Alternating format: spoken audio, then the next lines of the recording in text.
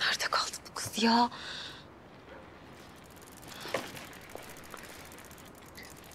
Neredesin sen?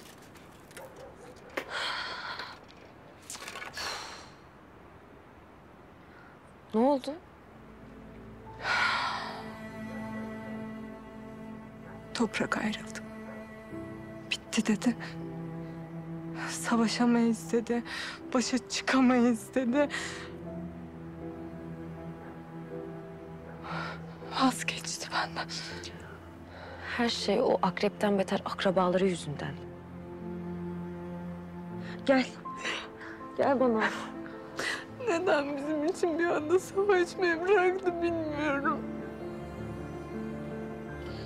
Gonca. Ay. Oy oy.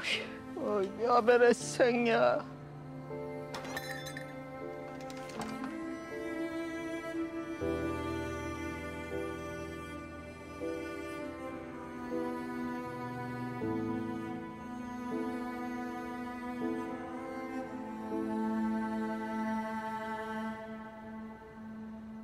Anlattım her şeyi Toprak. Birlikte polise de gittik. Derken Rıfat Ağa çıktı karşımıza.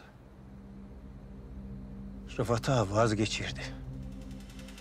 Tehdit etti. Rıfat Ağa Gonca'ya bir şey yapacak diye vazgeçti Toprak. O her şeyler yapar.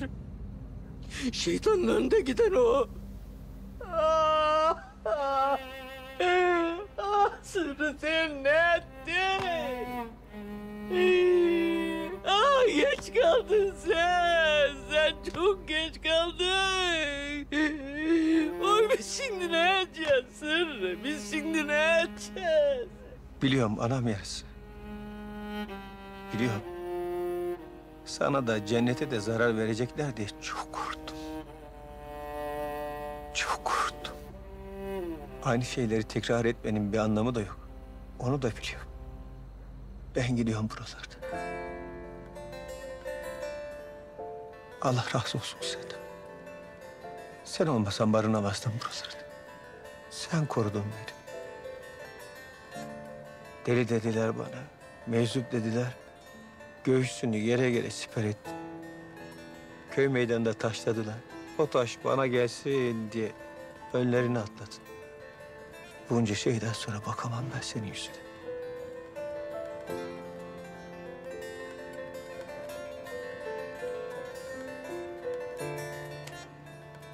Ne olur affet beni. Kurban olayım affet beni.